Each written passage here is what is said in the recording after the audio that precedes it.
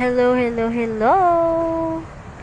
Naami diri karon sa sa motorcycle surplus ni siya tanan guys. Hapit mi diri kay na min attract mi sa mga motor. Mga motor sa gawas na dali ra gyud kay makita. So na sila price 10k to 15k. So at bang din siya sa terminal sa Jeep Pakapalong. Diri lang na sa Tagum City. So nung hapit mi, nanulod mi, nananaw mi sa sulod, daghan guys sa mga klase-klase mga motor.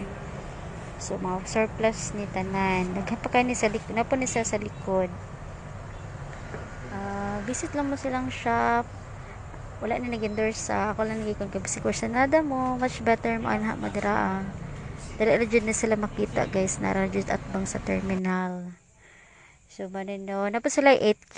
Depende ra po na sa klase sa motor. So, may lang gawas. Dali ra gyud makita guys kini mga motor sa gawas.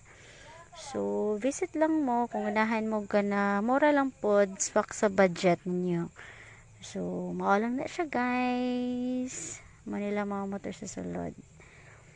At dire lang gid siya sa Capitol Road, Magupo West, Tagum City, likod sa Metro Shuttle Office, bound to Kapalong na siya nga jeep guys. So bye bye.